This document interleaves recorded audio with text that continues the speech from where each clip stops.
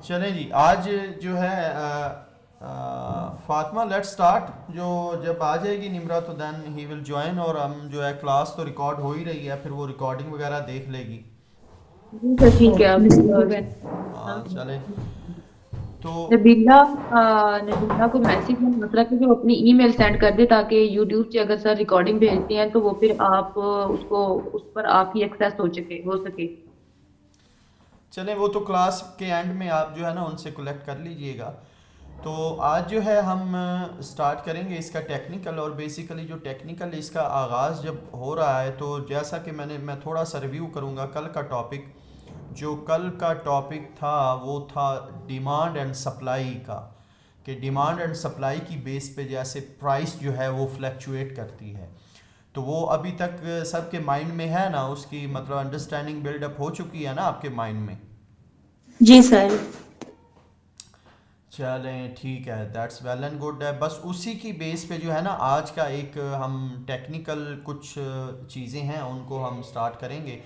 अच्छा, और एक बात और है, इसमें मुझे ना एक स्क्रीन शेयर करनी पड़ेगी। जब मैं स्क्रीन शेयर करूँगा तो आप लोगों के लिए कंफर्टेबल रहेगा, मैनेज कर पाएंगी, सब चलेगा, ठीक है ना? जी सर, आप कर लें स्क्रीन शेयर, कोई मसला नहीं है। अच्छा। स्क्रीन शेयर करने से वो अगर ना की तो फिर हमें समझ कैसे आएगी चार्ट की।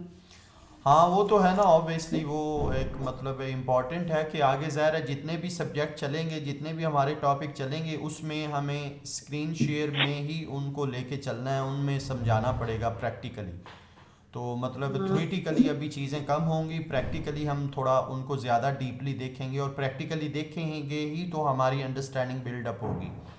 तो इसलिए जी मैं। सर, जी।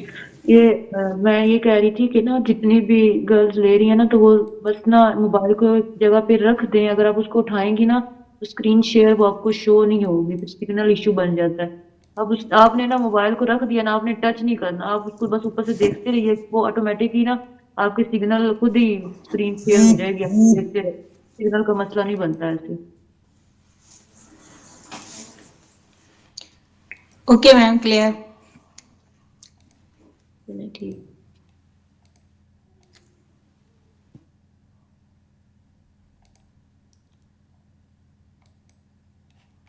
चलो मैं स्क्रीन शेयर करता हूँ, और मुझे बताइएगा कि आपकी तरफ जो स्क्रीन है वो शो हो गई है, ताकि मुझे पता रहे कि आपको सब नज़र आ रहा है।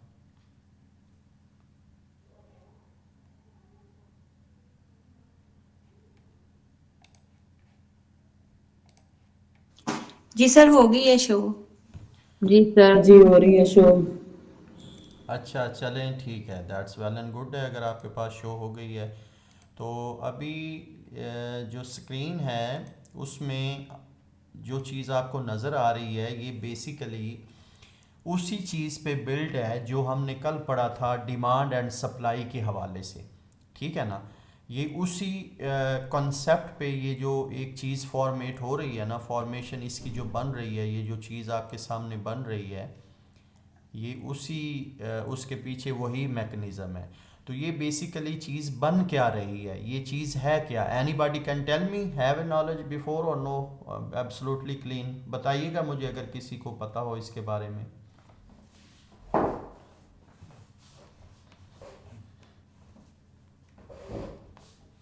ये इन्होंने ग्राफ में शो किया हुआ है। आप कह रहे हैं ना सप्लाई एंड डिमांड को शायद। तो जी जी जी। मतलब एक चीज है जो जिसकी डिमांड है, और वो मैं सही एक्सप्लेन नहीं इसको कर पा रही, मुझे थोड़ी समझ आ रही है इसकी।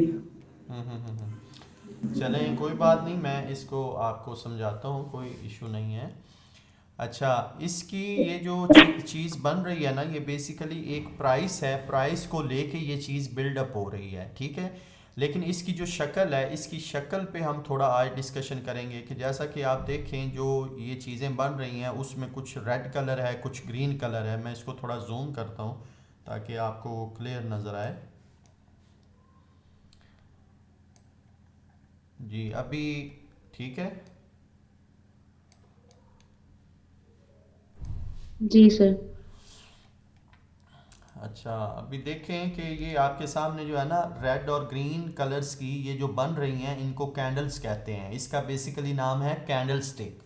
ठीक है, क्या नाम है? Candle stick. ये जी सर। ये बेसिकली डिमांड एंड सप्लाई के रूल पे ये बिल्डअप होती है। ठीक है, तो इसको आगे मज़ीद अंडरस्टैंड करने के लिए हम सबसे पहले इसकी फॉर्मेशन को अंडरस्टैंड करेंगे कि ये बेसिकली चीज़ इसकी स्ट्रक्चर क्या है। तो वो स्ट्रक्चर के हवाले से मैं थोड़ा इसको एलेबोरेट करने की कोशिश करता हूँ आपके साथ, ताकि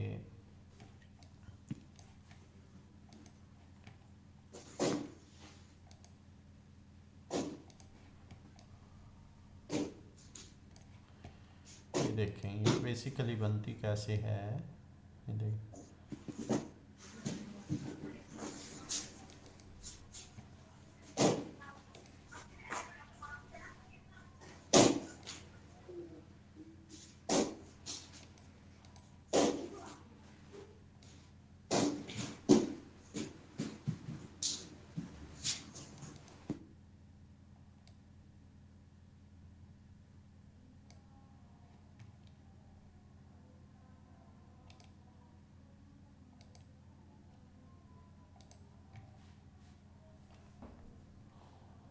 नज़र आ रहा है सबको?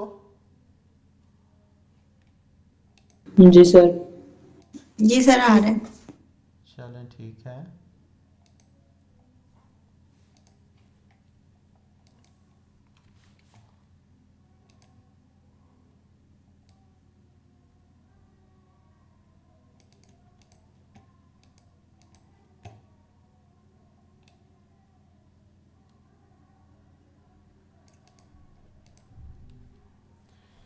ये बेसिकली जो मैंने एक शेप बनाई है, ये शक्ल बनाई है, इसको कहते हैं कैंडल स्टिक। ये अगर आप गौर करें तो जो दूसरी तरफ जो रियल में फॉर्म हो रही हैं, जो रियल में आपको रेड एंड ग्रीन कलर्स की नज़र आ रही हैं, ये बिल्कुल ये वही चीज़ है।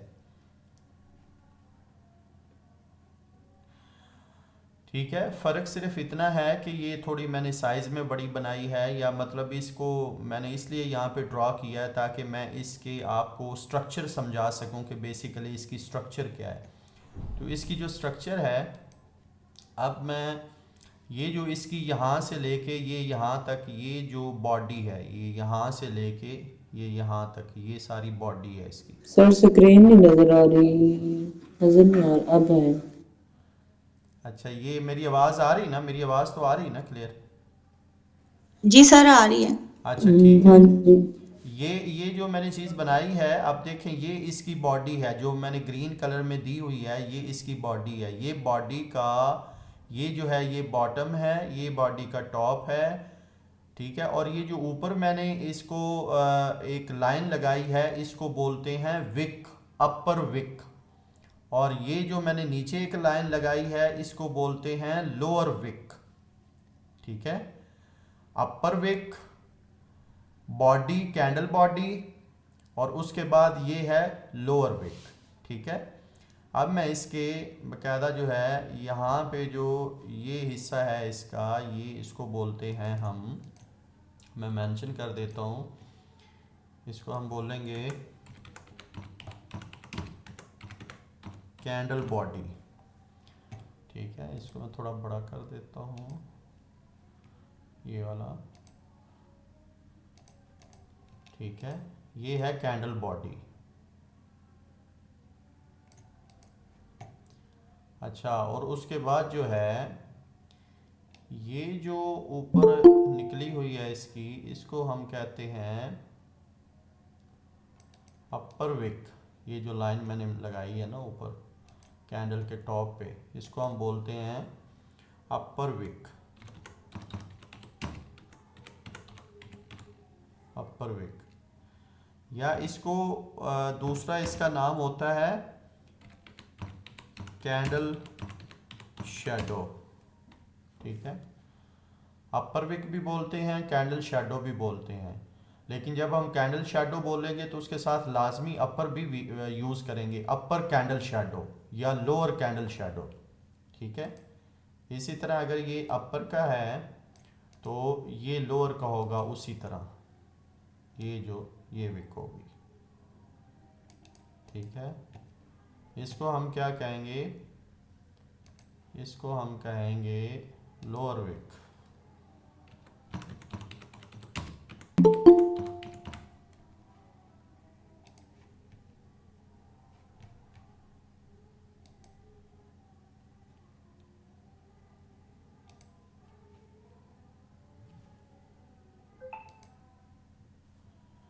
जी मेरी आवाज़ आ रही है, स्क्रीन आ रही है?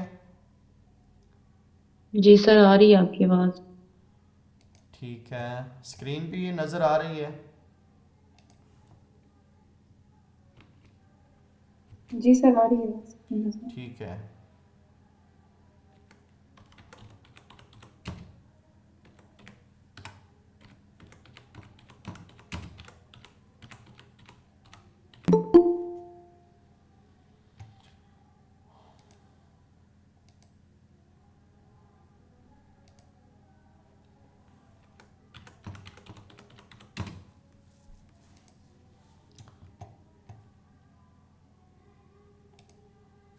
अच्छा, ये इसकी फॉर्मेशन है। ठीक है, कि जो फॉर्मेशन है इसकी, देखें ये जब कैंडल बनती है इसको हम क्या कहते हैं, कैंडल स्टिक।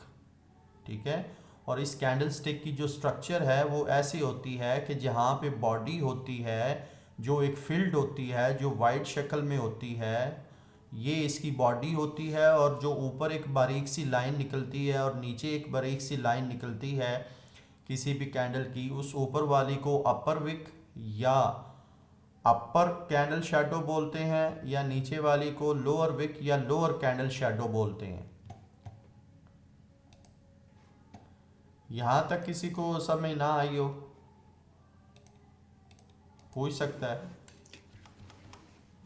सर आप एक दफ़ा इस कैंडल की पेन रिपीट कर दें। देखें, इस कैंडल को कुछ मैं गड़बड़ नहीं ये हुई। कह रहा हूँ कि इस कैंडल में ये जो ग्रीन कलर की सॉलिड है ये इसकी बॉडी है, और जो ऊपर लाइन लगी है एक और जो नीचे लाइन लगी है ये इसके शैडो है या विक है, विक्स है। ऊपर वाली विक्स को हम अपर विक कहेंगे या अपर कैंडल शैडो बोलेंगे, और नीचे वाली को हम लोअर विक कहेंगे या लोअर कैंडल शैडो बोलेंगे। ठीक है सर। यहाँ तक सबको पता चल रहा है ना, समझ आ गई ना? जी सर।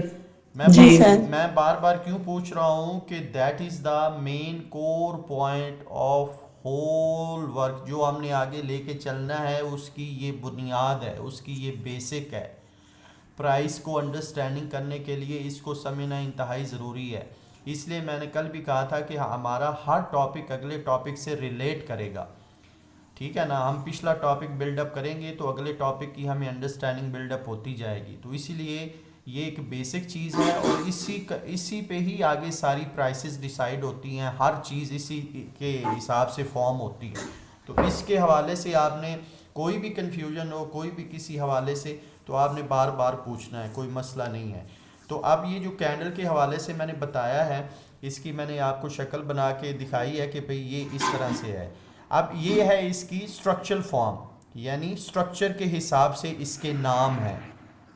ठीक है ना, कि भाई जो सेंटर में ये उसकी होती सॉलिड, इसको कैंडल बॉडी बोलते हैं। जो ऊपर जब एक विक बनती है उसको अपर विक या अपर कैंडल शैडो बोलते हैं। जो नीचे एक विक या लाइन बनती है कैंडल में उसको हम लोअर विक या लोअर कैंडल शैडो बोलते हैं। अब इसी तरह इस फॉर्म को अपने माइंड में रखते हुए अब ये जो रियल कैंडल इधर चल रही है, या रियल कैंडल आप इधर देख रहे हैं जो ग्रीन और रेड कलर में बन रही हैं, उनको आप देखें तो हर कैंडल उसी तरह से ही बन रही है। किसी में ऊपर बड़ी विक है, किसी में नीचे बड़ी विक है, छोटी विक है, किसी की बॉडी छोटी है, किसी की बॉडी बड़ी है। इससे इसको अभी हमने कोई मतलब मसला इसको समझना नहीं है, बस आपने ये समझना है कि अगर किसी भी कैंडल की स्ट्रक्चर को समझना है तो हर कैंडल में आप गौर करेंगी कि उसमें सेंटर में एक बॉडी है, ऊपर भी विक है, नीचे भी विक है। उनकी शक्लें अलग अलग हैं, बॉडी के साइज़ में फ़र्क है, विकों के साइज़ में फ़र्क है। लेकिन आप ये चीज़ ज़रूर देखेंगे कि हर कैंडल में कहीं ना कहीं ऊपर भी विक है, नीचे भी विक है, सेंटर में उसकी बॉडी है। तो ये कैसे बॉडी कैसे फॉर्म होती है, ऊपर वाली विक कैसे फॉर्म होती है, नीचे वाली विक कैसे फॉर्म होती है, इनके फॉर्म होने के पीछे कौन सा मैकेनिज्म है, उसको हम अभी आगे डिस्कस करेंगे। लेकिन पहले आप इसकी स्ट्रक्चर को समझ लें कि कोई भी कैंडल जब मुकम्मल बन जाती है, उसकी शक्ल फाइनल हो जाती है, तो उसकी फाइनल शक्ल को हम इस तरह से स्ट्रक्चर वाइज रीड करते हैं कि जो उसकी ऊपर वाली विक है, नीचे वाली विक है, वो उसकी विक्स होती हैं, अपर एंड लोअर विक्स या अपर एंड लोअर शेडो, और जो सेंटर में एक सॉलिड किस्म की जो होती है, विड्थ में ज़्यादा होती है, वो उसकी बॉडी होती है जो फिल्ड होती है, इसको हम कैंडल बॉडी बोलते हैं। ये इसकी स्ट्रक्चर फॉर्म है। यहां तक सब तो समझ आ गई? जी सर। ठीक है, अब हम इसके आगे जो डिस्कस करेंगे वो इसकी होगी फॉर्मेशन, कि ये बेसिकली बनती कैसे, मतलब ये मूव कैसे करती है, ये किस कंसेप्ट पे बनती है। ये होता क्या है कि ये एक जापानी थ्योरी है, ये जापान ने ये निकाली थी कैंडलस्टिक किसी भी प्राइस को मुकम्मल रीड करने के लिए। बेसिकली जैसा कि मैंने कल बताया था सप्लाई एंड डिमांड के हवाले से कि कोई भी जो मूवमेंट होती प्राइस की, वो सप्लाई एंड डिमांड के कोलरेशन से वो प्राइस मूव होती है, अप या डाउन होती है, ठीक है ना।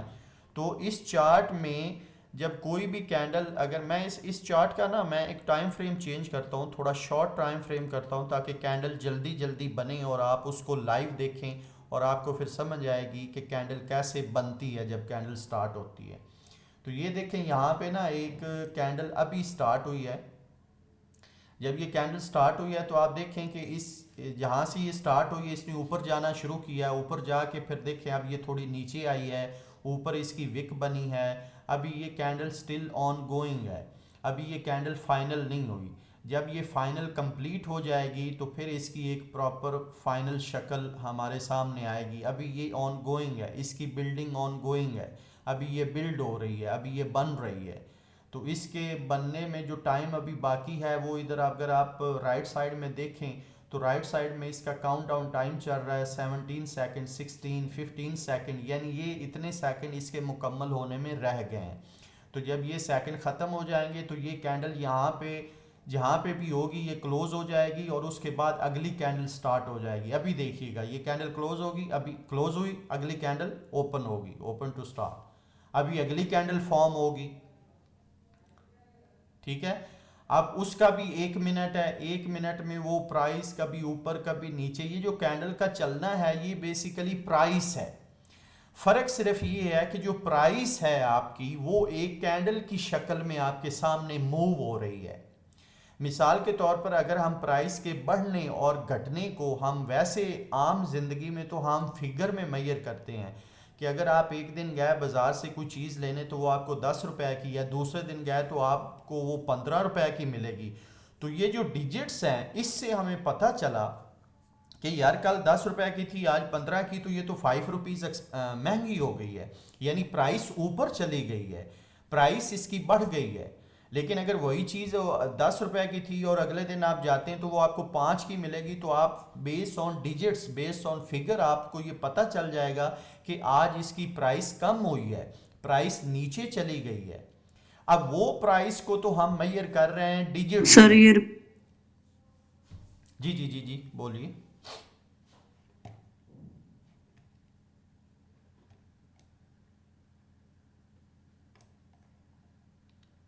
जी जी कोई बोलना चाह रहा था? सर मैं कह रही थी इसको रिपीट कीजिएगा, ये सिग्नल के इशू की वजह से आवाज़ नहीं आ रही थी मुझे। अच्छा अच्छा, नो प्रॉब्लम। देखिए ये जो कैंडल की फॉर्मेशन या कैंडल बन रही हैं, ये जो कैंडल्स बन रही हैं ये बेसिकली प्राइस मूवमेंट की एक शक्ल है। उन्होंने प्राइस को एक शक्ल दे दी है, उस शक्ल में प्राइस अप डाउन हो रही है। किस शक्ल में? कैंडल की शक्ल में। मेरा कहने का मतलब ये है कि जो मैं आपको समझाने की कोशिश कर रहा था कि हम अपनी जर्नल ज़िंदगी में, आम लाइफ में जब हम कोई चीज़ लेने जाते हैं तो वो 10 रुपए की है, लेकिन जब 2-3 दिन के बाद हम लेने जाएंगे तो वो 15 रुपए की होगी। तो वो जो डिजिट्स हैं 10 से 15, उससे हम डिसाइड कर लेते हैं या हमें पता चल जाता है कि आज चीज़ महंगी हो गई। मतलब महंगी मतलब प्राइस उसकी ज़्यादा हो गई है, प्राइस अप हो गई है। और इसी तरह अगर वो चीज़ हमें दूसरे तीसरे दिन जाके सस्ती मिलेगी, 10 की बजाय 5 की मिलेगी, तो हम ये कहेंगे बेस्ड ऑन डिजिट्स के 10 और 5, 10 ज़्यादा है 5 कम है, तो 5 रुपए ये चीज़ सस्ती होगी, यानी 5 रुपए इसकी प्राइस नीचे चली गई है। अब वो जो प्राइस है जो हम डिजिट्स में डिसाइड कर रहे हैं, डिजिट्स में एनालाइज कर रहे हैं, यहाँ पे फ़र्क सिर्फ इतना है कि वो प्राइस की जो मूवमेंट है या जो प्राइस का अप और डाउन होना है वो एक आपको कैंडल्स की शक्ल में मिलेगा। यहाँ पे कैंडल्स फॉर्मेशन में आपको वो मिलेगा। मिसाल के तौर पर अगर कैंडल ऊपर जा रही है तो आपको ये समझ आना चाहिए कि कैंडल अगर ऊपर जा रही तो प्राइस ऊपर जा रही है, यानी वो चीज़ महंगी हो रही है। जिस चीज़ को ये कैंडल रिप्रेजेंट कर रही है, जिसकी प्राइस को ये रिप्रेजेंट कर रही है, वो चीज़ महंगी हो रही है, उसकी कीमत बढ़ रही है जब कैंडल ऊपर जाएगी।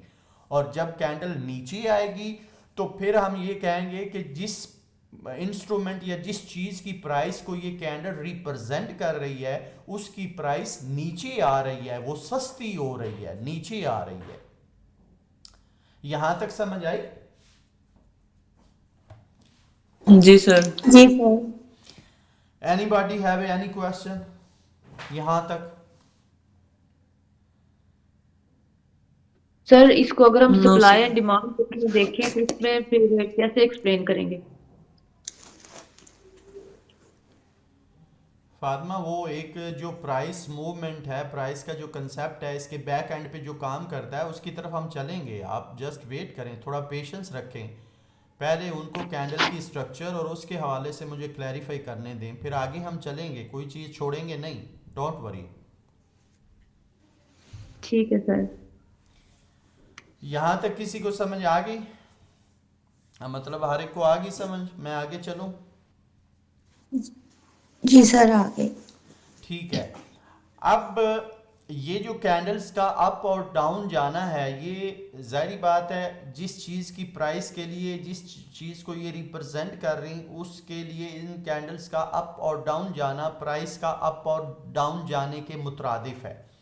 ठीक है, कि उसी चीज़ की प्राइस को ये जिस चीज़ की प्राइस को ये रिप्रेजेंट करती हैं उसकी प्राइस को ये एक कैंडल्स की शक्ल्स की फॉर्म में ये रिप्रेजेंट करती हैं कि भाई अगर कैंडल ऊपर जा रही तो प्राइस बढ़ेगी, प्राइस ऊपर जा रही है। अगर कैंडल नीचे आ रही है तो उससे ये होगा कि हमें पता चलेगा कि उस चीज़ की प्राइस नीचे आ रही है, वो सस्ती हो रही है। ठीक है, ये बेसिकली ये आप अभी आप शायद स्क्रीन की तरफ अगर आप मुसलसल देख रही हैं तो आपको ये फील हो रहा होगा कि कैंडल्स मुसलसल बन रही हैं। एक कैंडल बनती, उसके बाद दूसरी, उसके बाद तीसरी, चौथी, कुछ कैंडल्स ऊपर जा रही हैं, कुछ कैंडल्स बनते हुए नीचे आ रही हैं। ऐसे ही है ना? जी सर, ऐसा ही है। ठीक है। अच्छा, अब ये जो कैंडल्स की जो मूवमेंट है, जो बेसिकली इसके अंदर जो इसका ऊपर जाना और नीचे जाना, इसके पीछे जो एक मैकेनिज्म काम करता है जो इसको ऊपर और नीचे लेके जाता है, जैसा कि मैंने बताया कि वो प्राइस है। ठीक है, कि अगर प्राइस बढ़ रही है तो कैंडल्स ऊपर बन रही है, हाइट की तरफ वर्टिकली ऊपर बढ़ेगी, लेकिन अगर वो प्राइस कम हो रही है तो कैंडल वर्टिकली नीचे आएगी। ठीक है, तो ये प्राइस का बढ़ना और कम होना, उसी तरह कैंडल का ऊपर जाना और नीचे आना, ये आपस में बिल्कुल इनकी कोलरेशन है, डायरेक्टली प्रोपोर्शनल है ये, कि अगर प्राइस ऊपर जाएगी कैंडल भी ऊपर जाएगी, प्राइस नीचे आएगी तो कैंडल भी नीचे फॉर्म होगी। ठीक है, क्योंकि वो उसी को ज़ाहिर है प्राइस को रिप्रेजेंट कर रही है, तो जिधर प्राइस जाएगी उधर भी कैंडल, वो कैंडल भी उधर ही अपनी शक्ल बनाएगी। अब बेसिकली जो इसका मेन कंसेप्ट है या जो मेन इसमें एलिमेंट है या जो कोर पॉइंट है वो यही है कि जो प्राइस है, अब मेरा ये आप लोगों से सवाल है, काइंडली रिप्लाई कीजिएगा कि जो प्राइस है वो अप कैसे जा रही है, और अगर प्राइस डाउन है तो वो डाउन कैसे आ रही, उसके पीछे क्या मैकेनिज्म है। ठीक है, ये कैंडल तो सिर्फ उस प्राइस को रिप्रेजेंट कर रही है, सिर्फ हमें शो कर रही है कि उसकी प्राइस ऊपर जा रही है और प्राइस नीचे आ रही है, लेकिन बेसिकली प्राइस को ऊपर और नीचे ले जाने में बैक एंड पे ऐसा कौन सा एलिमेंट है जिसकी वजह से प्राइस ऊपर जा रही है और प्राइस नीचे आ रही है? Anybody can tell me please? Sir, demand ज्यादा है उस चीज की, इसलिए प्राइस ऊपर जा रही है। वेरी गुड, बिल्कुल। और अगर प्राइस नीचे आ रही तो? सर उसका मतलब है कि सेलर ज्यादा है, और डिमांड कम है चीज की। सेलर ज़्यादा हैं और डिमांड कम है, बिल्कुल, एब्सोल्युटली यू आर राइट, बिल्कुल, वेरी वेल। आपने सही उसको एक्सप्लेन किया और बिल्कुल इसी यही कंसेप्ट है इस प्राइस को ऊपर और नीचे ले जाने में, कि जो मैंने आपको कल डिमांड और सप्लाई का रूल बताया था, आज वही रूल जो है इस प्राइस को ऊपर और नीचे ले जाने में वही इसके बैक एंड पे इम्प्लीमेंट हो रहा है, कि जब प्राइस ऊपर जा रही है तो इसका मतलब है अब हमने इसको और डीपली जाके अंडरस्टैंड करना है। ठीक है, इसको मैं थोड़ा जूम करता हूँ और इसको मैं आपको समझाने की कोशिश करता हूँ थोड़ा थ्योरेटिकली कि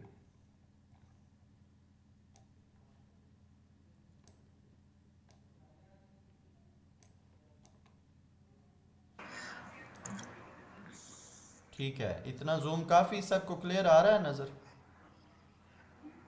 जी सर। ठीक है। सर वन थिंग, जी जी। ये जो रेड और ग्रीन दोनों सेम वैल्यूज रखती हैं सर, या इनका अलग अलग कोई कॉन्सेप्ट है? नहीं, ये आप कलर्स में ना जाएं, अभी कलर्स जो इसमें है ना ये बेसिकली सब्जेक्टिव कलर्स हैं, मतलब एज पर चॉइस हैं, कि मिसाल के तौर पर अगर मुझे पिंक कलर की लिपस्टिक पसंद है और मुझे पिंक कलर पसंद है तो मैं इन कैंडल्स का कलर भी पिंक कर सकता हूँ। जो कलर्स है इन कैंडल्स सर का, दैट्स अ डजंट मीन, कोई इसका मतलब नहीं है, ये सिर्फ मैंने अपनी पसंद से अपनी चॉइस से इन कैंडल्स का मैंने कलर ये रखा हुआ है। बाकी इनके किसी भी सर थ्योरी में या इनकी अप डाउन जाने में या इनके किसी भी और मामले में इस कलर का कोई लेना देना नहीं है, कलर का कोई ताल्लुक नहीं है। जो कलर है ये सिर्फ और सिर्फ आपने अपनी आइडेंटिफिकेशन के लिए जो आपको कलर अच्छा लगता है वो आपने चूज़ किया हुआ है, और वो मैंने चूज़ इस तरह से किया हुआ है कि भाई मेरी जो प्राइस अप ले जाने वाली कैंडल है वो ग्रीन बने, और जो प्राइस को डाउन लेके आ रही, जो डाउन प्राइस को रिप्रेजेंट कर रही मेरी कैंडल, वो रेड बने, ताकि मैं उसको जैसे ही पहली नज़र में देखूं तो मुझे ये आइडेंटिफाई हो जाए कि भाई मेरी ग्रीन कलर अप प्राइस के लिए है और रेड कैंडल डाउन प्राइस के लिए है, तो मुझे सिर्फ व्यू करने से ही पता चल जाए कि प्राइस ऊपर जा रही है या प्राइस नीचे आ रही है। तो ये कलर सिर्फ इस हवाले से हेल्पफुल हो सकता है, अदरवाइज और कलर का इसमें टेक्निकली कोई रोल नहीं है। जी सर। अब सपोज आपके इस क्वेश्चन वन को, थिंग मोर सर। जी जी जी जी जी जी, you can ask, no problem. Sir कुछ कैंडल्स जो हैं वो बढ़ी जा रही हैं, और जो ये कुछ कैंडल्स हैं उनकी विक्स पड़ी हैं, वो बिल्कुल डॉट की शक्ल में है, छोटी छोटी, उनका क्या मतलब है सर?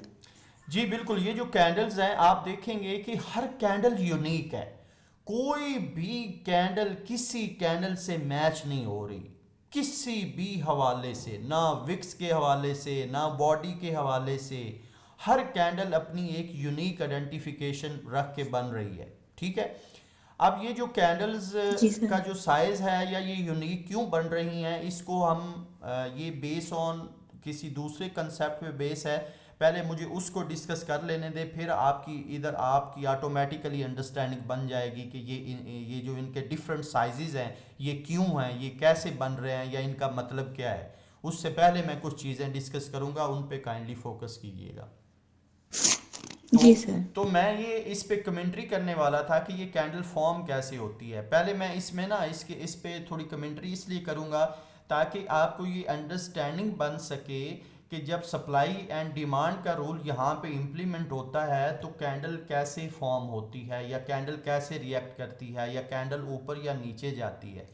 ठीक है, उस हवाले से अभी आपको स्क्रीन पे एक कैंडल नज़र आ रही होंगी, यानी कि एक बन रही है और कुछ पीछे कैंडल्स जो बनी हुई हैं। अब जैसे ही न्यू कैंडल स्टार्ट होगी ना, ये देखिए ये कैंडल स्टार्ट हुई है, अब ये कैंडल जो है यहाँ से ओपन हुई है, यहाँ से जैसे ही ओपन हुई है प्राइस नीचे जा रही नीचे जा रही। अब नीचे क्यों जा रही है कि इसमें जो सेलर हैं वो अग्रेसिव हो गए हैं, जो जो सेलर हैं वो क्वांटिटी में ज़्यादा हो गए हैं और बायर कम हो गए हैं, इसलिए ऊपर से प्राइस नीचे गिर रही है, प्राइस और चीप हो रही है और चीप हो रही है। सेलर जो है ऊपर से ज़ोर डाल रहे हैं, सेलर इंतहाई ज़ोर डाल रहे हैं और ज़ोर डाल रहे हैं। इतना उन्होंने ज़ोर डाल दिया, देखें ये कैंडल कितनी लंबी बन गई।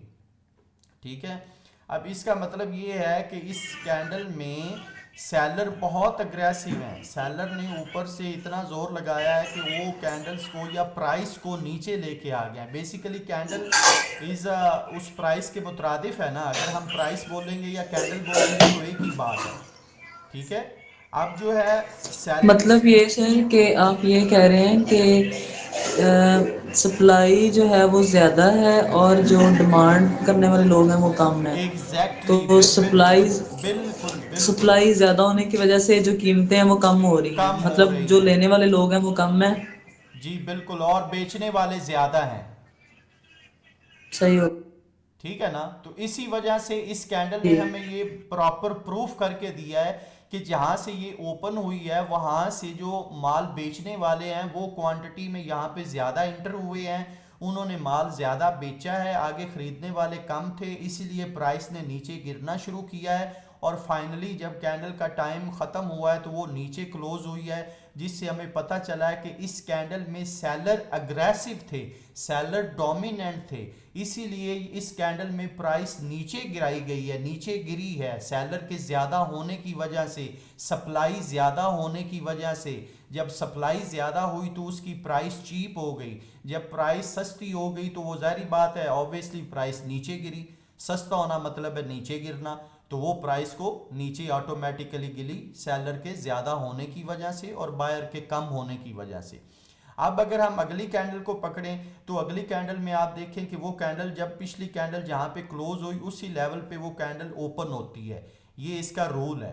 इसी तरह कैंडल बाय कैंडल ये प्राइस चलती है, जहाँ से पिछली कैंडल क्लोज हुई वहाँ पे अगली कैंडल ओपन होती है।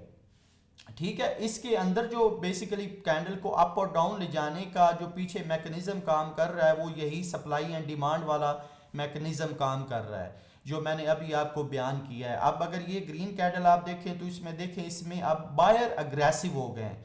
अब जो बायर हैं वो क्वांटिटी में ज़्यादा हो गए हैं और सेलर कम हो गए हैं, इसीलिए जब बाई करने वाले ज़्यादा हैं तो उसकी डिमांड बढ़ गई है और सेल करने वाले जो हैं वो कम हैं, तो इसीलिए वो बायर जो है डिमांड ज़्यादा होने की वजह से प्राइस ऊपर चली गई है, प्राइस महंगी हो गई है। इसी तरह फिर अगली कैंडल बनी है तो वो कैंडल जैसे ही ओपन हुई है वो रेड नीचे यानी नीचे जाना शुरू हुई है, तो इसका मतलब है कि इसमें प्राइस ओपन होते ही यानी अगली कैंडल स्टार्ट होते ही उसमें सेलर अग्रेसिव हो गए कि सप्लाई ज़्यादा हो गई है, सेलर अग्रेसिव होने की वजह से इसलिए प्राइस नीचे गिर रही है कि बायर कम हो गए हैं और सेलर उसमें ज़्यादा हो गए हैं, सप्लाई ज़्यादा हो गई है, डिमांड कम हो गई है, इसीलिए प्राइस नीचे गिर रही है, जो हमें कैंडल की शक्ल में नज़र आ रही है। जी समझ आई? जी सर। जी सर। सर ये लेंथ ऑफ वीक जो है वो किसको रिप्रेजेंट करती है? किसको क्या?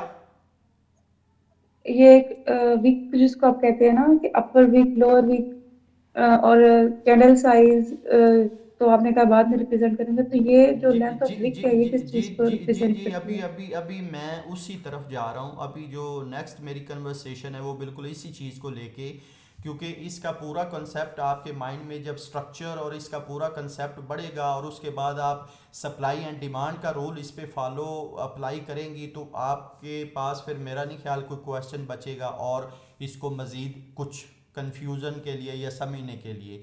तो आगे जो मैं जो बताऊंगा वो ये है कि जो कैंडल मैंने बताई थी मैं आपको वही लेके जाता हूँ जहाँ पे मैंने कैंडल बनाई थी, आप लोगों के लिए एक शेप बनाई थी, मैं उसी जगह पे मैं आपको लेके जाता हूँ और वहाँ पे मैं इस चीज़ को थोड़ा इलेबोरेट करता हूँ। एक मिनट, ये जो कैंडल है ये मैंने बनाई थी, इसमें होता क्या है।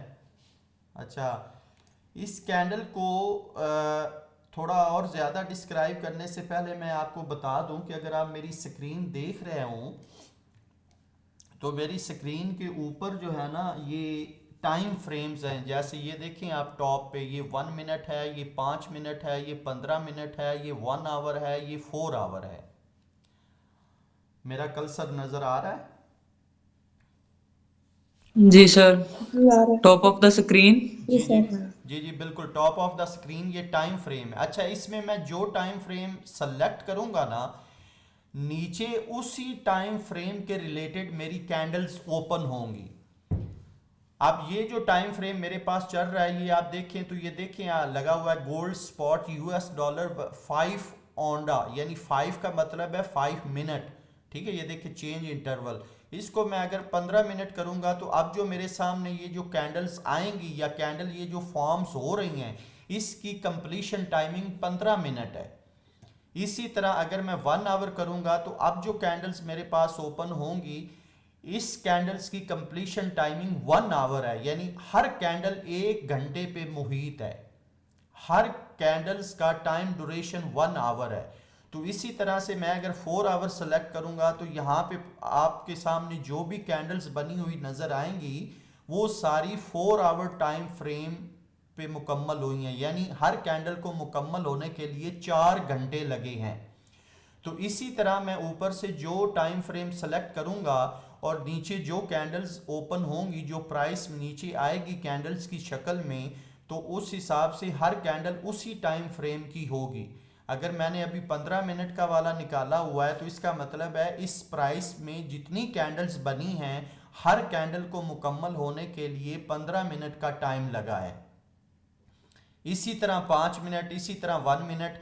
इवन के ये जो चार्ट का प्राइस का जो इंटरवल होता है ये सेकंड में भी होता है। अभी आप देखेंगी तो ये 1 सेकंड से 5 सेकंड, 10 सेकंड, सेकंड से लेके आगे मिनट्स, मिनट से लेके आगे घंटे, घंटे से लेके आगे दिन, आगे वीक, आगे मंथ, आगे 3 मंथ, 6 मंथ, 12 मंथ, इवन के ये 1 ईयर तक एक कैंडल आपको मिलेगी।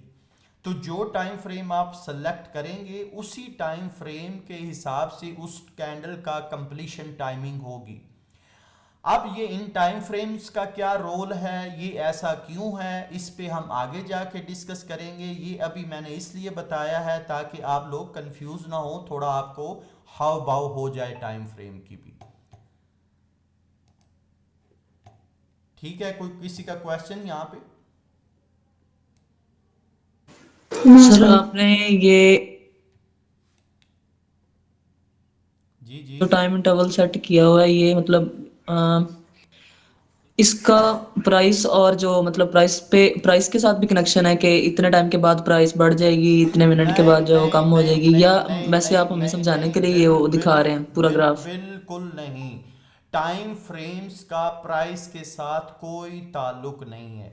टाइम फ्रेम सिर्फ इस तरह से हैं कि मिसाल के तौर पे आप ये समझ लें कि अगर आपने अपने गांव से अड्डा मलका हास पे जाना है, एक पैसेंजर जो है वो कार में जा रहा है, एक जो है वो मोटर बाइक में जा रहा है, एक जो है वो ट्रैक्टर में जा रहा है, एक जो है वो साइकिल में जा रहा है। तो आप ये समझ सकती हैं कि उन सब की हैयत, कैफियत, टाइमिंग, कंफर्टेबिलिटी, उनकी सारी जो कॉस्ट है, ट्रैवलिंग कॉस्ट है, वो आया सेम होगी या नहीं? नहीं, सेम नहीं होगी, डिफरेंट होगी। डिफरेंट होगी। टाइम भी डिफरेंट, उनको अराइवल टाइम जो है और डिपार्चर टाइम वो भी डिफरेंट होगा, उनका डिफरेंट अराइवल होगा, टाइम जो होगा। लेकिन लेकिन इन सब में एक चीज कॉमन है। वो क्या कॉमन है? वो है उनका डेस्टिनेशन, कि जहां पे उन्होंने जाना है वो डेस्टिनेशन कॉमन है, सब ने जाना एक ही जगह पे। तो यहां पे जो प्राइस है वो सब टाइम फ्रेम में इक्वल है। किसी भी एक आइटम की प्राइस वो सेम ही रहेगी हर टाइम फ्रेम में। फर्क सिर्फ ये होगा कि जिस टाइम फ्रेम में आप सेलेक्ट करेंगे जो टाइम फ्रेम, उस टाइम फ्रेम में प्राइस अपने हिसाब से ट्रेवल कर रही होगी, अपने हिसाब से कैंडलें उसी टाइम फ्रेम के हिसाब से कैंडलें कंप्लीट हो रही होंगी और प्राइस मूव कर रही होगी। मतलब उसको आप साइकिल समझ लें। अगर आप 15 मिनट में आएंगे या उससे बड़े टाइम फ्रेम में तो उसको आप मोटरसाइकिल समझ लें कि उसमें फिर हर कैंडल जो है वो 15 मिनट का टाइम लेगी और फिर उस हिसाब से वहाँ प्राइस अपने हिसाब से अपनी शक्ल बनाएगी, प्राइस कभी अप कभी डाउन होगी। और अगर आप 1 आवर में आए तो उसको आप कार समझ लें कि 1 आवर में हर कैंडल जो है वो 1 घंटा लेगी मुकम्मल होने में, और उसमें प्राइस का लेवल हर टाइम फ्रेम में सेम ही रहेगा। प्राइस का जो लेवल है या जो प्राइस की वैल्यू है वो किसी टाइम फ्रेम में ये नहीं है कि छोटे में ज़्यादा कम होगी या बड़े में कम ज़्यादा होगी, नहीं, हर टाइम फ्रेम में प्राइस इक्वल चलेगी, लेकिन अलग अलग शक्लें बना के चलेगी। फ़र्क सिर्फ ये होगा। ऐसा क्यों है? मिसाल के तौर पे अगर हम 1 आवर की एक कैंडल पकड़ेंगे ना तो उसको मुकम्मल होने के लिए 60 मिनट लगे हैं। अच्छा, वो जो 1 आवर की एक कैंडल है जिसको 60 मिनट लगे हैं मुकम्मल होने में, उसके अंदर 1 मिनट की 60 कैंडल है। अगर हम उसी कैंडल का अप और डाउन मार्क करेंगे और 1 मिनट में जाएंगे तो वहां पे आप गिनेंगे कि वहां पे आपको 60 कैंडल मिलेगी, क्योंकि 1 मिनट की ईच कैंडल होगी। ठीक है, तो ये टाइम फ्रेम्स का आपस में इस तरह से कोलरेशन होता है। मजीद हम इसको आगे डिस्कस करेंगे, टाइम फ्रेम्स की क्या अहमियत होती है और टाइम फ्रेम। सर मुझे इस बात की समझ नहीं आई, जी जी। ये मतलब आपने कहा कि हम एक कैंडल का टाइम ड्यूरेशन सेलेक्ट कर सकते हैं, यानी कि 1 आवर हमने सेलेक्ट किया, एक या 15 मिनट जो भी, फिर उसमें जो मजीद कैंडल्स बनती हैं वो कैसे, जैसे 1 आवर की है तो उसमें एक बनेगी या 60 बनेगी, 1 मिनट की बनेगी, ये समझ नहीं आई।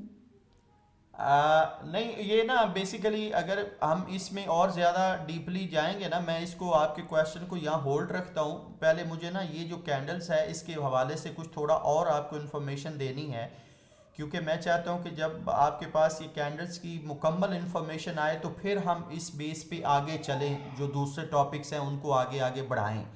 तो ये बेसिकली जो टाइम फ्रेम का जो एक टॉपिक है ये बेसिकली कैंडल्स के बाद का है, इसको हम बाद में डिस्कस करेंगे। आप पहले ये जो कैंडल्स फॉर्म्स जो मैंने बनाई है, ये जो स्ट्रक्चर बनाई है, इसको समझें, और इसके बाद जो आगे मैं इसकी जो प्राइस साइकोलॉजी मैं इसकी मेंशन करने लगा हूँ उसको आपने समझना है कि अब जब कोई भी कैंडल स्टार्ट होती है तो बेसिकली उसका एक ओपन पॉइंट होता है, एक क्लोज पॉइंट होता है, एक हाई पॉइंट होता है, एक लो पॉइंट होता है, उसको अब मैं मेंशन करूंगा। अब प्राइस अगर बनी है, प्राइस ऐसी कैंडल बनी है जो प्राइस को ऊपर लेके गई है, ठीक है, इसमें हम एक एरो लगा लेते हैं जिससे हमें पता चलेगा कि ये कैंडल प्राइस को ऊपर लेके गई है, यानी ये अप साइड पे प्राइस गई है। तो अब इसके जो हम पार्ट्स अंडरस्टैंड करेंगे, साइकोलॉजिकली पार्ट्स जो इसके होंगे वो ऐसे होंगे कि ये जो जहाँ से बॉडी स्टार्ट हुई है इस पॉइंट से, इसको हम कहेंगे ओपन प्राइस। यहां से प्राइस ओपन हुई है, ओपन प्राइस,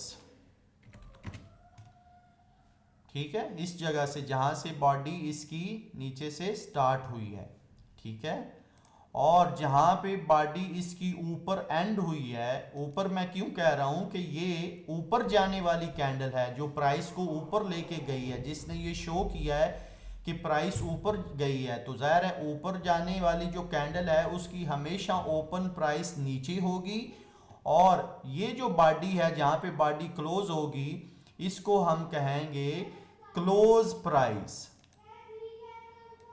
ठीक है, इसको हम कहेंगे क्लोज प्राइस, ठीक है, कि जहां से बॉडी स्टार्ट हुई उसको ओपन प्राइस, जहां पे बॉडी क्लोज हुई उसको हम कहेंगे क्लोज प्राइस, और ये जो ऊपर इसकी विक लगी है जिसको हम अपर शेडो भी कह रहे हैं, जिसको हम अपर विक भी कह रहे हैं, इसको हम कहेंगे हायर प्राइस,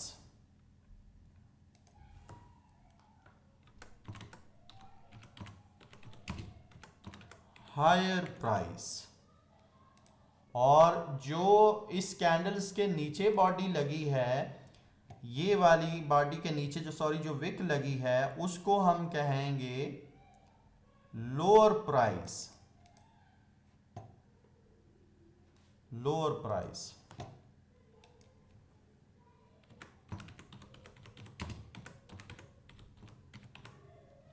ये आप देखें इस कैंडल के स्ट्रक्चर वाइज जो पार्ट थे वो थे इसकी कैंडल बॉडी, इसकी अपर विक, अपर कैंडल शेडो, लोअर विक या लोअर कैंडल शेडो, ठीक है। ये इसके स्ट्रक्चर वाइज इसके पार्ट्स थे। अब जो इसके प्राइस वाइज जो इसके पार्ट्स हैं, प्राइस वाइज जो इसको हम रीड करेंगे वो ये करेंगे कि जो कैंडल प्राइस ओपन होते ही, जब ओपन होती है तो वहां से बॉडी स्टार्ट होती है। अब जाहिर बात है अगर ये कैंडल अप प्राइस को शो कर रही है तो इस कैंडल को फर्स्ट ऑफ ऑल, इस कैंडल की जब फाइनल पोजीशन जो बनेगी उसको हम कहेंगे बुलिश कैंडल। क्या कहेंगे? Bullish candle.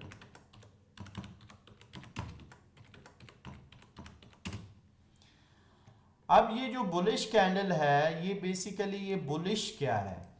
अब ये जो बुलिश है ये निकला है बुल से। बुल, बुल हम किसको कहते हैं? बैल को, ठीक है ना। जो बैल होता है उसको हम बुल कहते हैं और इसको उसी के नाम से ही मंसूब किया जाता है, बुलिश। क्यों? क्योंकि नेचुरली अगर आप सारे गांव से ताल्लुक़ रखते हैं तो गांव में आपने बैल को देखा होगा कि जब वो फाइट करता है, जब बैल अपनी डिफेंडिंग पोजीशन लेता है या बैल अपना एक फाइटिंग में आता है तो वो हमेशा चीज़ों को अपने सींगों पे उठा के, नीचे से उठा के ऊपर फेंकता है। जी सर, ऐसे ही है। तो उसकी इस खसलत को मद्देनजर रखते हुए प्राइस में जो कैंडल ऊपर जाके क्लोज होती है, ऊपर जाती है, प्राइस को ऊपर लेके जाती है, जिसमें ये जाहिर होता है कि प्राइस ऊपर गई है, उस कैंडल को हम कहते हैं बुलिश कैंडल। ठीक है जी सर। अच्छा, अब यहाँ पे किसी को अगर समझ नहीं आई, इसकी जो चीज़ें मैंने यहाँ पे कैंडल्स पे मेंशन की हैं, जो समझाया है, तो वो पूछ सकता है मुझसे। आई will repeat.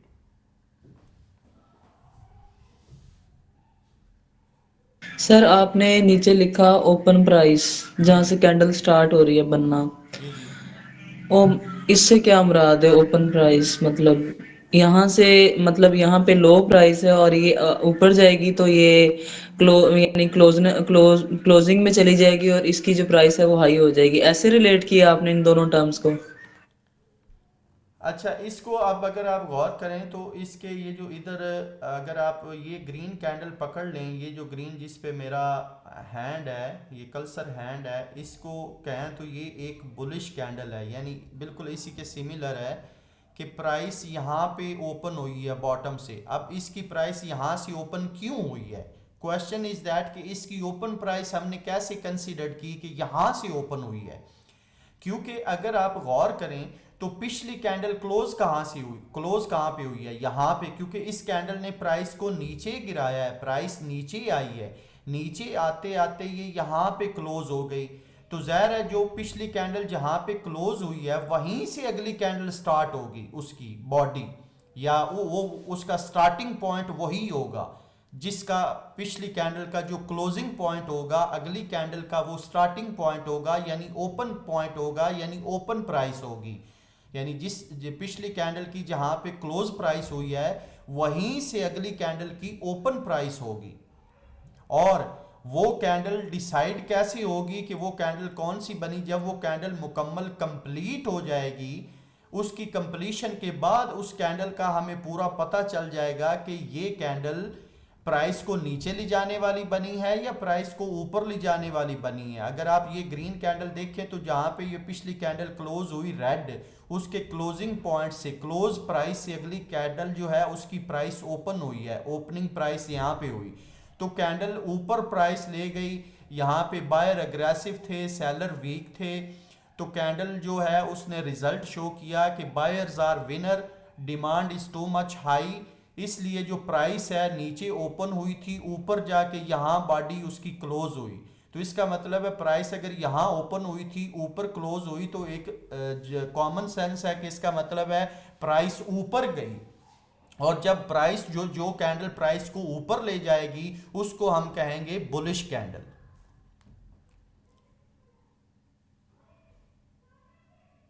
Any question? No sir, समझ आ गई। समझ आ गई? क्योंकि हर कैंडल जो है ना, ये एक पूरी चेन चल रही है, प्राइस की एक चेन चल रही है, प्राइस रिएक्शन की एक चेन चल रही है जो कैंडल्स की शक्ल में।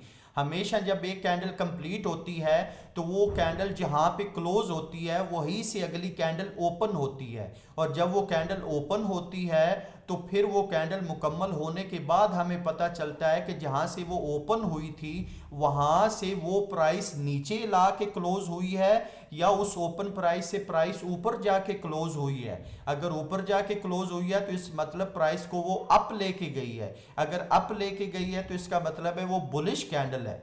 अगर ओपन प्राइस से कैंडल नीचे प्राइस आई है और नीचे आके क्लोज हुई है ओपन प्राइस से कैंडल, क्लोजिंग प्राइस उसने नीचे दी है, तो इसका मतलब है उसमें प्राइस नीचे आई है, seller was dominant, supply was too much, demand was low, इसलिए प्राइस नीचे आई और उस कैंडल को हम कहेंगे बेरिश कैंडल। ये थी बुलिश कैंडल जो प्राइस को ऊपर लेके जाती, जिसमें शो होता है कि प्राइस ऊपर गई है, वो होगी bullish candle.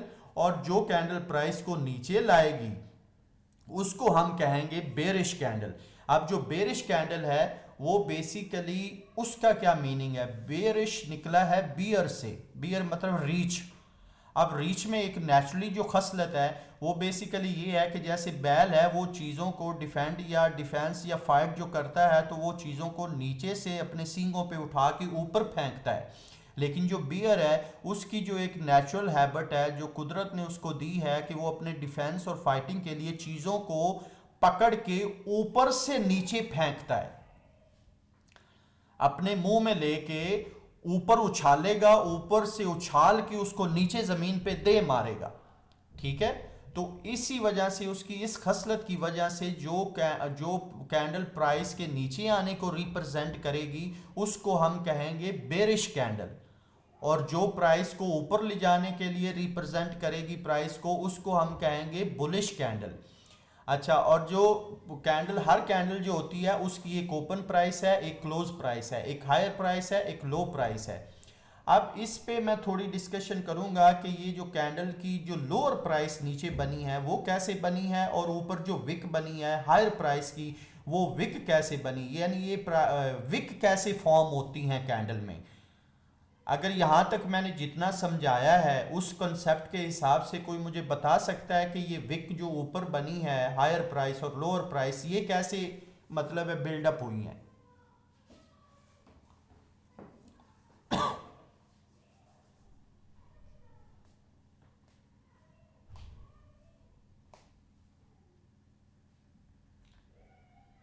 Anybody is awaking?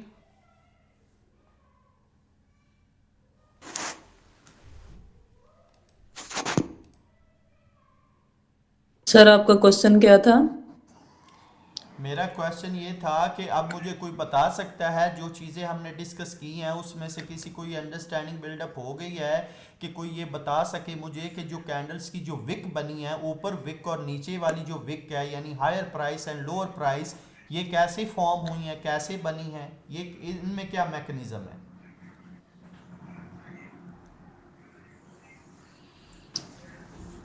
Higher price की वजह से ही हम उसको हायर वो कह रहे हैं ना, अपर अपर वीक कह रहे हैं। तो आप ये कह रहे हैं बनी कैसे है? हाँ बिल्कुल।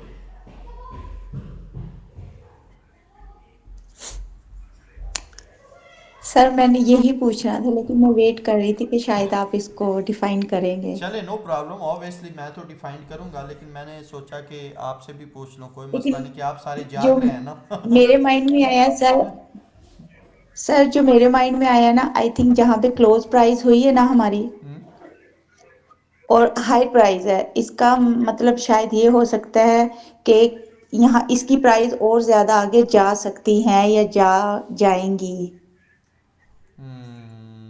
नहीं नहीं ऐसा नहीं है, मतलब है ये फ्यूचरिस्टिक ये जी विक सर। नहीं होती, ये बिल्कुल जो चीज़ हैपन हो चुकी होती है उसका एक शैडो होती है।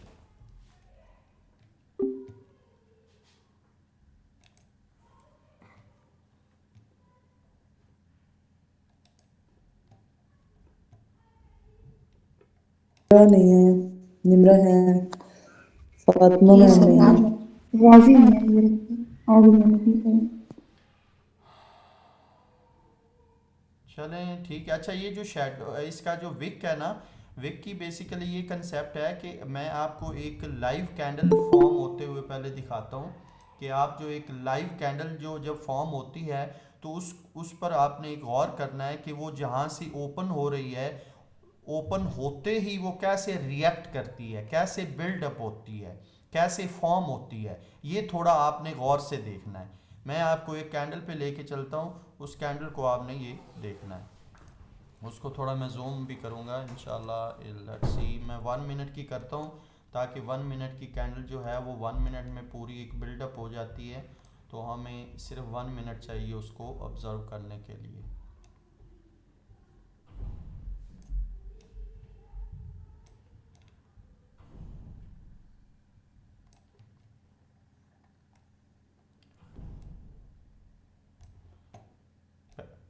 इतना जूम बहुत है, सबको नज़र आ रहा है कैंडल फॉर्म?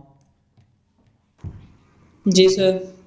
अच्छा, अब ये कैंडल क्लोज होने वाली, जी 1 सर। सेकंड, अभी क्लोज होगी कैंडल, अगली कैंडल ओपन होगी। देखें जैसे कैंडल ओपन हुई अब वो बनना शुरू होगी, प्राइस ऊपर।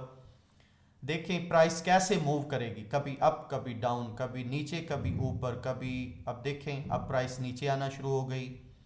ठीक है, अब नीचे कैसे आ रही कि सेलर इंक्रीज हो रहे हैं, सेलर सप्लाई बढ़ रही है, डिमांड कम हो रही है, इसलिए प्राइस नीचे आ रही, प्राइस नीचे आई और नीचे आ रही, सेलर अग्रेसिव हो रहे हैं, सप्लाई जो है वो ज़्यादा हो रही है, डिमांड कम हो रही है। अभी नीचे से बायर ने फिर थोड़ा ज़ोर लगाया, डिमांड थोड़ी ज़्यादा हुई, इसलिए प्राइस फिर ऊपर चली गई। तो ये एक पूरी फाइट होती है उस कैंडल में, सेलर एंड बायर की, डिमांड एंड सप्लाई की पूरी एक कहानी चलती। देखिए ऊपर से सेलर पहले डोमिनेंट थे, अब नीचे से बायर डोमिनेंट हो गए और वो बायर प्राइस को ऊपर ले गए, डिमांड ज़्यादा हो गई, सप्लाई कम हो गई, इसलिए प्राइस ऊपर चली गई। अब देखें प्राइस क्लोज हो गई, कैंडल कंप्लीटेड। अब देखें कैंडल कंप्लीट होते ही हमें पता चल गया कि इसमें बायर अग्रेसिव थे। ये कैंडल कौन सी बनी है? ये कैंडल बुलिश बनी है। एम आई राइट? जी सर। अब अगली कैंडल कौन सी सर, रेड वाली या ग्रीन वाली? नहीं ग्रीन वाली। अच्छा अच्छा। आप देखें अगली कैंडल जो रेड जहां से ओपन हुई है, वहां पे पिछली कैंडल जो ग्रीन थी उसका टॉप क्लोज प्राइस था, वहां क्लोज प्राइस के पास से अगली रेड कैंडल ओपन हुई। ओपन होते ही इसमें सेलर अग्रेसिव हो गया, सप्लाई ज़्यादा हो गई, डिमांड कम हो गई, इसीलिए प्राइस नीचे आ गई, सेलर बहुत डोमिनेंट हो गए, सेलिंग प्रेशर बढ़ गया, डिमांड बहुत कम हो गई है, सेलिंग प्रेशर ज़्यादा हो गया, सप्लाई ज़्यादा हो गई है, इसलिए प्राइस नीचे आ रही है। जो सप्लाई बहुत ज़्यादा है, सेलर के पास बहुत ताकत है, अभी कैंडल क्लोज होने वाली, ये ले कैंडल क्लोज हो गई। अब इस कैंडल से हमें पता चल गया है कि ये कैंडल बेरिश बनी है, क्योंकि ये अपनी ओपन प्राइस से नीचे प्राइस आई है और नीचे आके क्लोज हुई है। ठीक है, अब अगली कैंडल जहां से ये कैंडल क्लोज हुई है वहीं से अगली कैंडल ओपन हो गई है। अब जब अगली कैंडल ओपन हुई है तो अब उसमें भी वो सेम फाइट चल रही है, seller and buyer, supply and demand की। अब इस कैंडल में भी सप्लाई आ रही है, सप्लाई ज़्यादा है, सेलर ज़्यादा है, डिमांड कम हो रही है, इसलिए प्राइस नीचे आ रही है। अभी भी सेलर ज़ोर में है, सेलर ज़्यादा ज़ोर लगा रहे हैं, सप्लाई बढ़ रही है। अभी देखें नीचे से बायर भी जाग गया, उसने कहा ऐसा हो नहीं सकता, मैं प्राइस को नीचे नहीं जाने दूंगा, डिमांड ज़्यादा हो गई। अब जो है प्राइस ऊपर जा रही है, सेलर वीक हो रहे हैं, सप्लाई वीक हो रही है, कैंडल इसीलिए ऊपर जा रही, प्राइस ऊपर जा रही है। अभी कैंडल क्लोज होने वाली है, 4 सेकंड है, 3 सेकंड है, let's see who will win, buyer और सेलर। तो ये कैंडल नीचे प्राइस इसकी क्लोज हुई, बिल्कुल मामूली सी के प्राइस जो है आई नीचे ही, इसमें सेलर ही विन हुए हैं, प्राइस नीचे आई है, तो इसलिए ये भी बेरिश कैंडल बनी। इसका कलर जो मैंने सेट किया हुआ है बेरिश कैंडल का, वो रेड कलर किया हुआ है सेट, और जो मैंने बुलिश कैंडल का कलर सेट किया हुआ है वो ग्रीन सेट किया हुआ है। तो इसलिए मुझे कलर से भी पता चल जाता है कि भाई ये कैंडल बेरिश है। तो अब अगली कैंडल जहाँ से ओपन हुई वहाँ से ओपन होते ही वो ऊपर चली गई, यानी डिमांड बढ़ी, और डिमांड बढ़ने से सप्लाई कम हुई, सप्लाई कम होने से प्राइस ऊपर गई। यहाँ इसमें जो बायर हैं वो अग्रेसिव लग रहे हैं। अब देखते हैं 13 सेकंड है कि ये प्राइस का क्या रिजल्ट निकलता है, हु विल विन, सेलर और बायर। इसमें अब सप्लाई जो है वो कम हो गई है, डिमांड ज़्यादा हो गई है, इसीलिए प्राइस ऊपर जाके क्लोज हो गई है। अब अगर आप गौर करें तो ऊपर से विक बनी है इस कैंडल की। अब मैं आता हूँ विक्स की तरफ। अब जब आपने इस कैंडल की फॉर्म्स को बनते देख लिया है तो अब मैं डिस्कस करता हूँ कि ये विक कैसे बनती है। विक कैसे बनती है कि सपोज अगर आप ये जो ग्रीन कैंडल है, जो दो रेड कैंडल के बाद जो सेकंड लास्ट ग्रीन कैंडल है, एक तो अभी फॉर्म हो रही है, एक जो उससे पिछली कैंडल है वो जहाँ से ओपन हुई है ना, ओपन होते ही उसकी नीचे विक बनी है। वो विक कैसे बनी कि जैसे ही प्राइस ओपन हुई है, जो सेलर हैं उन्होंने जोर लगाया है, प्राइस को नीचे ले गए। जब प्राइस को नीचे ले गए तो वो नीचे से जहाँ पे सेलर प्राइस को नीचे ले गया जिस पॉइंट पे, उस पॉइंट से फिर बायर ने ऊपर जोर लगाया है। जब बायर ने ऊपर जोर लगाया है तो वो सेलर को मात दे के प्राइस को ऊपर ले गए। अब वो प्राइस को इतना ऊपर ले गए कि जहां से प्राइस ओपन हुई थी वहीं से भी वो प्राइस को ऊपर ले जाके ऊपर टॉप पे बायर ले गया, जहां पे विक की टॉप है। अब जहां पे विक की टॉप है वहां पे बायर प्राइस को ले गया, बायर वहां तक ले गया, लेकिन ऊपर से फिर सेलर ने जोर लगाया और प्राइस को नीचे लाते लाते लाते यहाँ पे टाइम ख़त्म हो गया और यहाँ पे प्राइस क्लोज हो गई।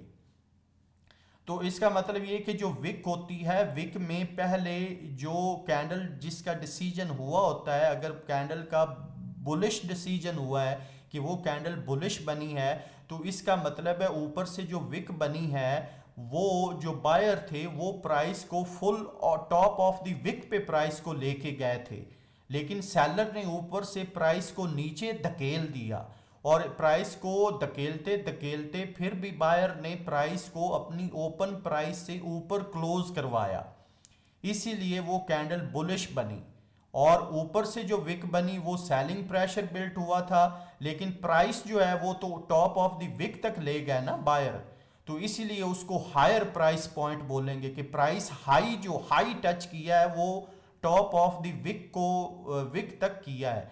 और जो बॉटम की जो विक है उसमें ये है कि जो लोअर प्राइस यानी सेलर प्राइस को इस कैंडल में इतना नीचे लाए थे कि विक की बॉटम तक नीचे लाए थे, फिर यहाँ से बायर ने इसको प्राइस को पुश किया, इसीलिए विक बनी। यानी जिस पॉइंट पे सेलर और बायर की फाइट होती है, जो फाइट एरिया है वहां पे विक बनती है और जो डिसीजन एरिया है वहां पे बॉडी बन जाती है। तो इस तरह करके ये ऊपर और नीचे विक बनती है सेलर एंड बायर की फाइट से। समझ आई?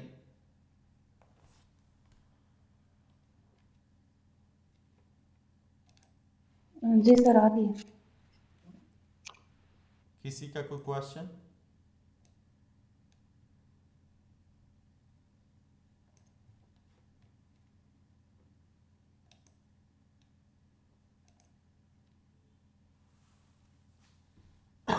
हेलो,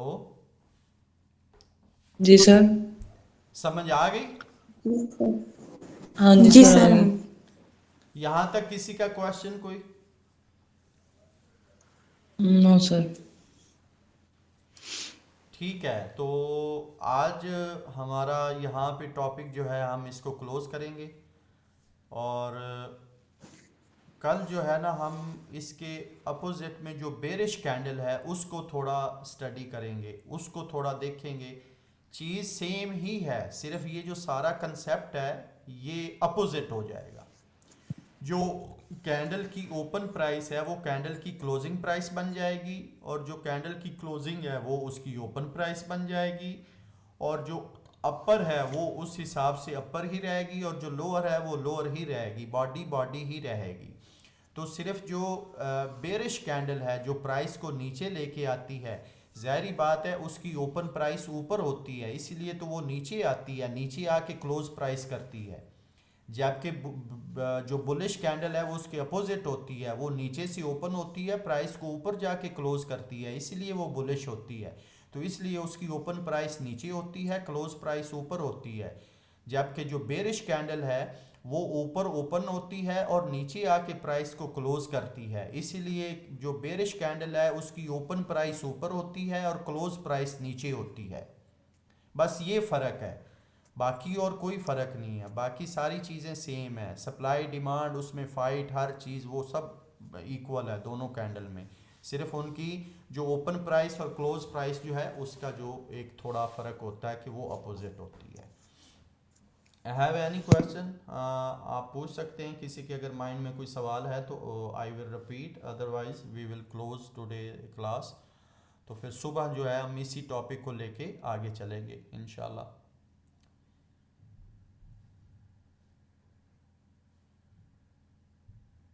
नो सर, समझ आ गई है सारी इसकी। तो क्या कैसा मतलब लगता है, इजी है मुश्किल है क्या, what are the feeling? Interesting है। इंटरेस्टिंग है। चलें ठीक है, इसको इंशाल्लाह ना हम इसी इंटरेस्ट को कायम रखते हुए और आप भी अपना इंटरेस्ट इंशाल्लाह हाईली रखें और आगे इसी तरह चीज़ों को लेके हम बढ़ते रहेंगे और फिर इसी तरह आपकी जो एक है अंडरस्टैंडिंग पूरी स्टेप बाय स्टेप बिल्ड होती जाएगी। इंशाल्लाह।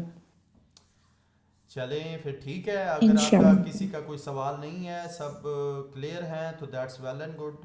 तो फिर मैं इजाज़त चाहूँगा। जी सर। चलें, thank you, have a nice dream, have a nice sleep. ठीक है, इंशाल्लाह सुबह मिलते हैं। इंशाल्लाह। अल्लाह हाफिज़ सर। अल्लाह हाफिज़। अच्छा एक और बात, मैं ना इसके हवाले से कोई एक डॉक्यूमेंट मैं व्हाट्सएप ग्रुप में जो है ना वो मैं फॉरवर्ड कर रहा हूँ, पीडीएफ डॉक्यूमेंट है। आप वो थोड़ा स्टडी कर लीजिएगा, उससे आपकी जो एक है ना कैंडल को अंडरस्टैंड करने के हवाले से और ज़्यादा आपको इन्फॉर्मेशन मिलेगी। उसमें बिल्कुल ये जो मैंने कैंडल्स की बॉडी और ये सारा मैंने मेंशन किया है ना, उसमें एवरीथिंग मेंशन है उस डॉक्यूमेंट में। ठीक है, तो उसमें उसको भी आप रीड करके इन जो मैंने वर्बली आज सारा बोला है उसको आप थ्योरेटिकली वहाँ से आप रिपीट कर सकती हैं, अंडरस्टैंड कर सकती हैं और अपना एक कंसेप्ट जो है उसको रिफाइन कर सकती हैं। ठीक है, वो मैं ग्रुप में शेयर कर दूंगा वो फाइल। जी सर, थैंक यू। चलें, थैंक यू, टेक केयर, अल्लाह हाफिज़। अल्लाह हाफिज़ सर। अल्लाह।